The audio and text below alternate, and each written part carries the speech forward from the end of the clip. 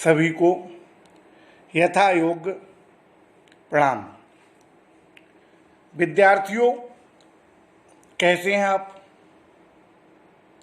आशा है आप सभी लोग अच्छे होंगे। हमारी स्क्रीन पर एक चित्र दिखाई दे रहा है जो बाजार का चित्र है। कितना भरा पूरा बाजार है, कितना अच्छा लग रहा है, कितनी चमक दमक है इस बाजार में। परंतु विद्यार्थियों, कोविड-19 के प्रकोप के कारण मैं तो लॉकडाउन में अपने घर में बंद हूँ और आशा है आप लोग भी अपने घरों में सुरक्षित होंगे। इस कोरोना वायरस ने हमारे समाज पर कैसा असर डाला है। सड़कें सूनी हैं, बाजार सूने हैं, बाजार बंद हैं,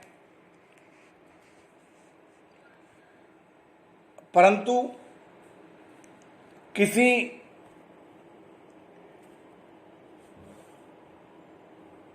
चिंता की बात नहीं है, किसी प्रकार की चिंता की बात नहीं है। शीघ्र ही बाजार इसी प्रकार रोशन होंगे, बाजारों की चमक दमक पुनः वापस आएगी।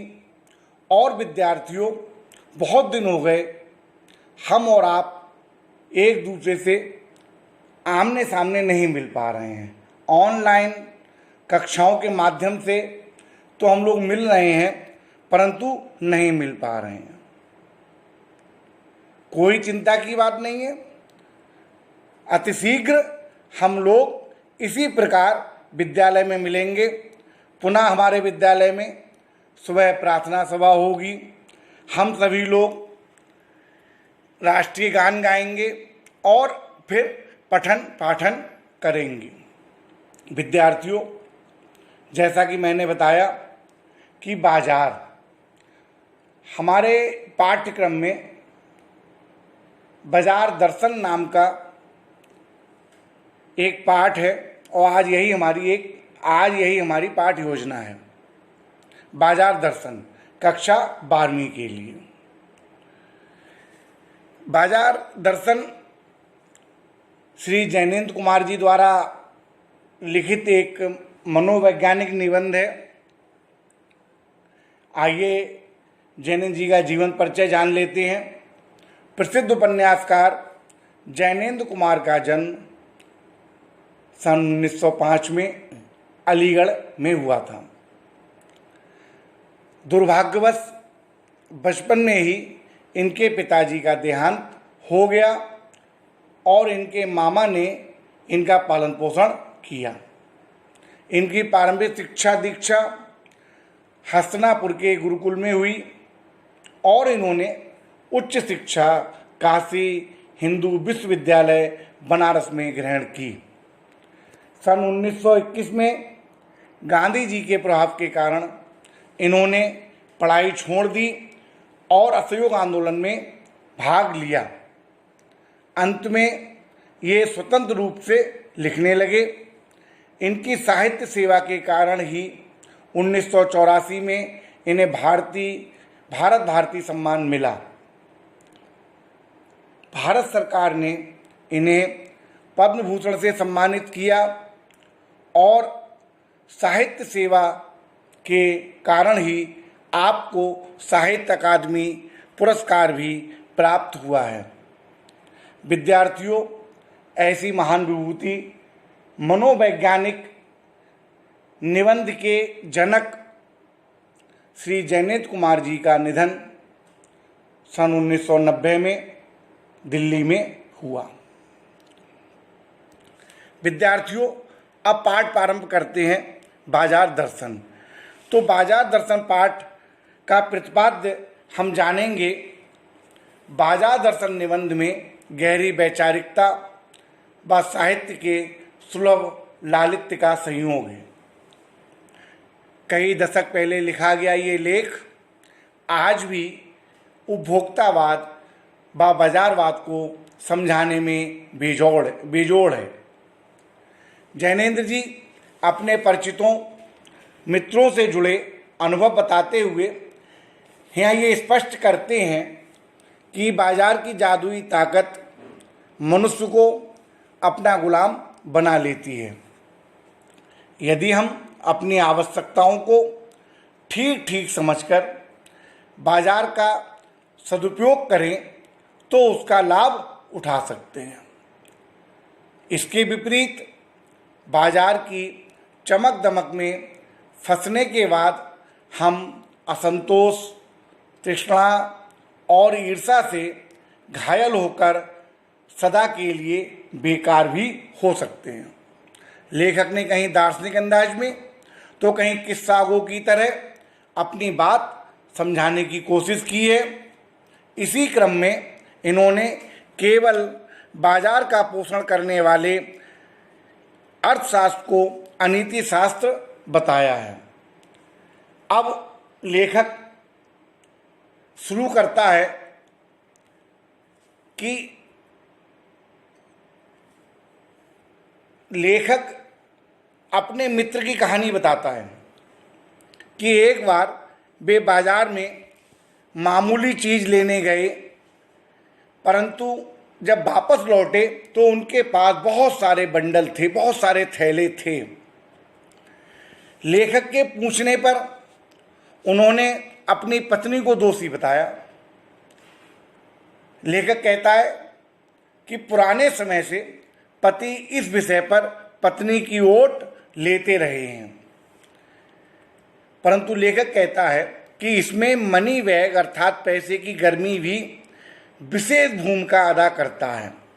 पैसा पावर है, परंतु उसे प्रदर्शित करने के लिए बैंक बैलेंस बनाया जाता है और मकान और कोठी आदि का भी निर्माण किया जाता है।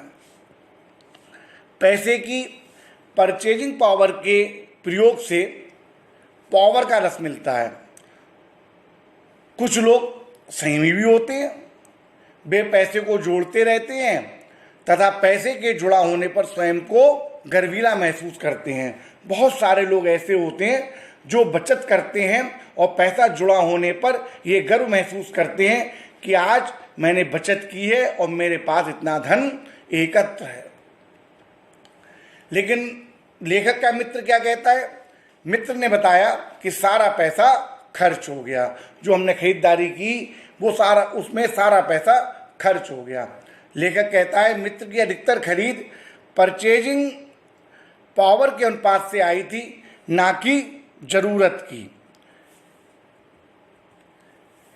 लेखक आगे कहता है कि फालतू चीज की खरीद का मुख्य कारण बाजार का आकर्षण है। बाजार हमें आकर्षित करता है, एक आकर्षण का जाल है बाजार। लेखक के मित्र ने इसे शैतान का जाल से उपमा दी है। लेखक के मित्र ने इसे शैतान के जाल से उपमा दी है। वह कहता है कि ये ऐसे सजा होता है कि शायद ही कोई बेहा होगा जो इसमें नहीं फंसे।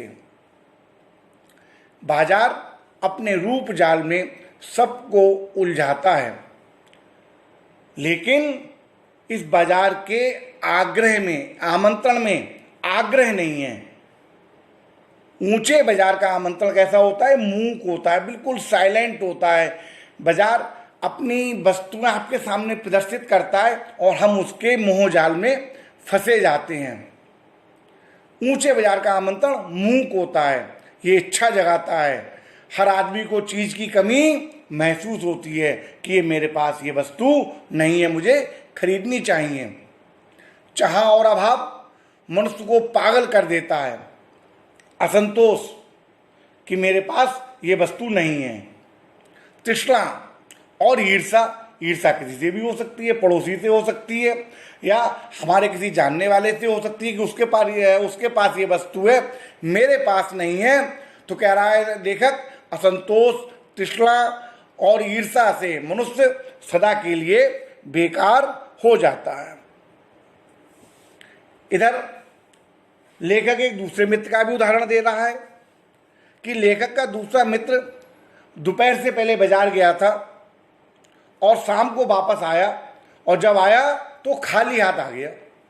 उसके हाथ में कोई परचेजिंग की हुई चीज़ नहीं थी, उसके दोनों हाथ खाली थे। जब लेखक ने उससे पूछा तो उसने उत्तर दिया कि बाजार में तो सब कुछ लेने योग्य था, परंतु कुछ भी ना ले पाया। एक वस्तु लेने का मतलब था दूसरी वस्तु को छोड़ देना।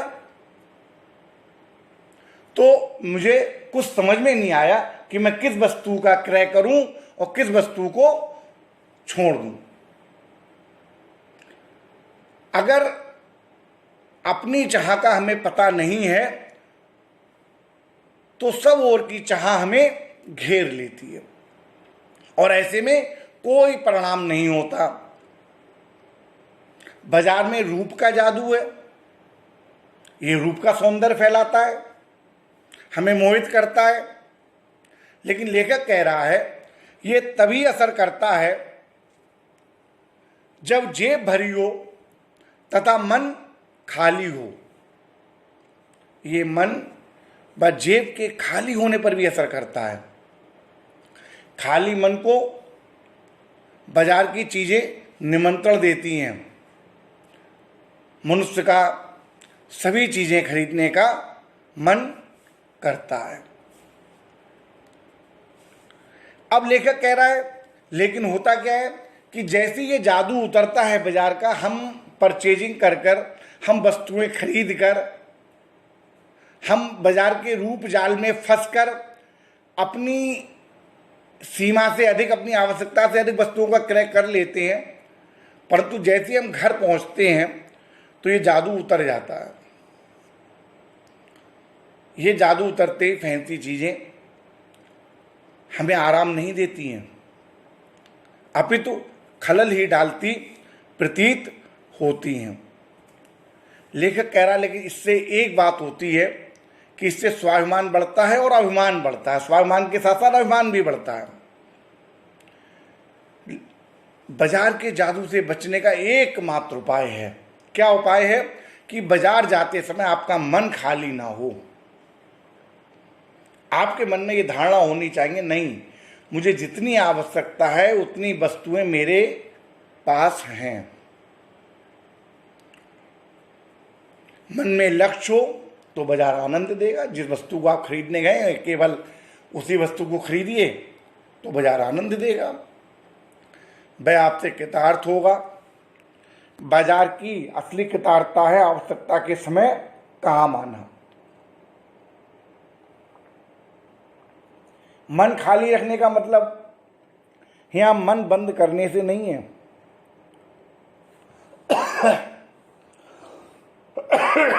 सॉरी, क्योंकि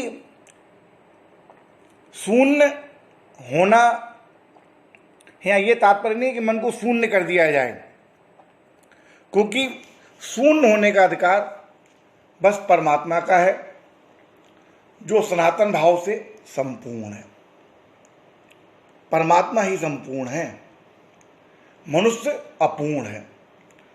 मनुष्य इच्छाओं का निरोध नहीं कर सकता। ये लोभ को जीतना नहीं है, मन को बंद करना लोभ को जीतना नहीं है, बल्कि ये तो हमारे मन पर लोभ की जीत है। लेखक कहता है कि मन को बलात् बंद करना एक प्रकार का हठ योग है। वास्तव में मनुष्य को अपनी अपूर्णता स्वीकार कर लेनी चाहिए कि वह अपूर्ण है। सच्चा कर्म करना चाहिए और सच्चा कर्म सदा इस अपूर्णता की स्वीकृति के साथ ही होता है। अतः मनुष्य को मन की भी सुननी चाहिए, क्योंकि वह भी उद्देश्यपूर्ण है। हमारा मन भी उद्देश्यपूर्ण है, लेकिन मन मानेपन को छूट नहीं देनी चाहिए। अब लेखक एक भगत जी का उदाहरण देता है कि लेखक के पड़ोस में एक भगत जी रहते थे। वे लंबे समय से चूरन बेच रहे थे। चूरन उनका सरनाम था। वे प्रतिदिन 6 आने पैसे से अधिक नहीं कमाते थे। वे अपना चूरन थोक व्यापारी को नहीं देते थे और ना ही कोई पेशगी ऑर्डर लेते थे। जैसे ही 6 आने पूरे हुए वो पूरा चूरन बच्चों को मुफ्त में बांट देते थे और ये कर्म उन्हें प्रसन्नता देता था। वे सदा स्वस्थ रहते थे, प्रसन्न रहते थे। उन पर बाजार का जादू नहीं चल सकता था। वो निरक्षर थे, अनपढ़ थे, बड़ी बड़ी बाजार का जो गणित होता है उसे नहीं जानते थे, बड़ी बड़ी बातें नहीं जानते थे। उनका मन अडिग रहता था और पैसा, कहते हैं कि पैसा उनसे भीख मांगता कि मुझे ले लो, आकर्षित करता था कि भाई आप अपना चूरन और लोगों को बेचो, अधिक पैसा कमाओ। पैसा भीख मांगता था कि मुझे ले लो। पर वह निर्मम व्यक्ति अपने पैसे को अपने हाथ गर्भ से बिलखता हुआ ही छोड़ देता था। वह निर्मम व्यक्ति पैसे को अपने हाथ गर्भ में बिलखता ही छोड़ देता था। पैसे में व्यंग शक्ति होती है। लेखक कह रहा है कि यदि पैदल व्यक्ति जो चल रहा है, व्यक्ति उसके पास से धूल उड़ाती मोटर चली जाए तो व्यक्ति परेशान हो उठता है। वह अपने जन्म तक को कोसता है। लेखक कहता है पता नहीं ये मोटर मेरे पास क्यों नहीं है, मैं क्यों मोटर वाले के यहाँ पैदा नहीं हुआ, क्यों मैं टाटा बिरला के यहाँ पैदा नहीं हुआ, क्यों मैं अमीर घराने में पैदा नहीं हुआ। लोग अपने साथ साथ अपने पूर्वजों को, अपने माता पिता को भी कोसने लगते हैं। परंतु ये जो व्यंग है, पैसे का जो व्यंग है, पैसे की व्यंग शक्ति है, ये चूरन वाले व्यक्ति पर कोई असर नहीं करती। लेखक भगत जी के ऐसे बल के विषय में ये कहता है कि ये कुछ अपर जाति का तत्व है। कुछ लोग इसे आत्मिक, धार्मिक व नैतिक कहते हैं। लेखक कहता है कि जहां तृष्णा है, बटोर कर रखने की स्पृहा है, वहां उस बल का बीज नहीं है। क्योंकि संचय की तृष्णा, इकट्ठा करने की तृष्णा और वैभव की चाह में व्यक्ति की निर्बलता ही प्रमाणित होती है। यदि व्यक्ति बहुत सारा धन संचय करना चाहता है, बहुत सारा वैभव एकत्र करना चाहता है, तो ये उसकी निर्बलता ही है। वह मनुष्य पर धन की और चेतन पर जड़ की विजय का प्रतीक है। लेखक कह रहा है एक दिन बाजार के चौक में भगत जी व लेखक की राम राम हुई, अभिवादन हुआ दोनों का एक दूसरे से। उनकी आंखें खुली हुई थी। भगत सबसे मिलकर बातें करते हुए चले जा रहे थे, लेकिन भौचक्के नहीं थे। वो बाजार के आकर्षण में बंधे हुए नहीं थे। भांत भांत की चीजें बाजार में प्रदर्शित थी, लेकिन वो भौचक्के नहीं थे और ना ही वे किसी प्रकार से लाचार थे कि वो उन वस्तुओं को खरीद नहीं सकते थे। ऐसा भी नहीं था। भांत भांत के बढ़िया माल से चौक भरा हुआ था, परंतु भगत को तो अपनी जरूरत की चीज से ही मतलब था। वो चीज क्या थी कि उनको जीरा चाहिए और नमक चाहिए इस बाजार से।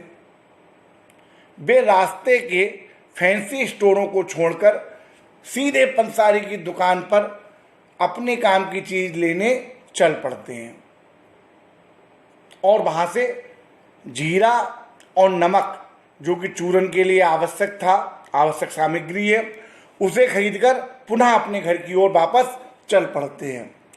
अब उन्हें यह बाजार सूझने लगता है क्योंकि उनका उद्देश्य पूरा हो गया। उन्होंने बाजार से जो चीज क्रय करनी थी क्रय कर ली। अब उन्हें यह बाजार सूझने लगता है। फिर चांदनी बिछी रहती हो या बाजार के आकर्षण बुलाते रहें, वे उसका कल्याण ही चाहते हैं, वो उसके आकर्षण में नहीं बंधते हैं। लेखक यहां पर ये स्पष्ट करता है कि यदि व्यक्ति के मन में कोई अभाव नहीं है, उसका मन खाली नहीं है, उसके मन में किसी प्रकार की तृष्णा नहीं है, उसके मन में असंतोष नहीं है, तो बाजार का आकर्षण उसे बांध नहीं सकता। और भरे पूरे बाजार में व्यक्ति उसी चीज का क्रय करेगा जिसकी उसे अत्यंत आवश्यकता है या जो उसके लिए अत्यंत आवश्यक है। लेखक का मानना है कि बाजार को सार्थकता वह मनुष्य देता है जो अपनी जरूरत को पहचानता है। जो केवल परचेजिंग पावर के बल पर बाजार को व्यंग दे जाते हैं, वे ना तो बाजार से लाभ उठा सकते हैं और ना उस बाजार को सच्चा लाभ दे सकते हैं। हाँ, वे लोग केवल बाजार का बाजारूपन बढ़ाते हैं, वे कपट को बढ़ाते हैं जिससे सद्भाव घटता है।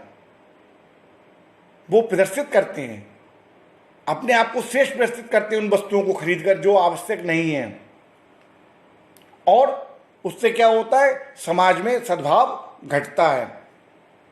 और सद्भाव नष्ट हो जाने से क्या होता है, ग्राहक और बेचक रह जाते हैं, दोनों एक दूसरे को ठगने की घात में लगे रहते हैं। बाजार की रौनक बाजारों में हो, लेकिन ऐसे बाजारों में व्यापार नहीं शोषण होता है। जैसे ही विक्रेता ये जान जाता है कि इस व्यक्ति को इस वस्तु की आवश्यकता नहीं है, अपितु ये अपनी परचेजिंग पावर दिखाना चाहता है, ये समाज में अपना रुतबा दिखाना चाहता है, तब वह उसकी इसी मनोदशा का लाभ उठाता है और अधिक धन लेकर उसे अधिक धन में वह वस्तु विक्रय करके उसका शोषण करता है। तो ऐसे बाजारों में व्यापार नहीं होता, बल्कि अपितु शोषण होता है। यहाँ पर कपट सफल हो जाता है तथा बाजार मानवता के लिए एक विडंबना ही है। और लेखक कहता है, जो ऐसे बाजार का पोषण करता है, जो उसका शास्त्र बना हुआ है, वह ऐसा अर्थशास्त्र सरासर औंधा है, वह मायावी शास्त्र है, वह अर्थशास्त्र अनीतिकर है, वह अर्थशास्त्र अनीति शास्त्र है, अनीति का शास्त्र है। तो विद्यार्थियों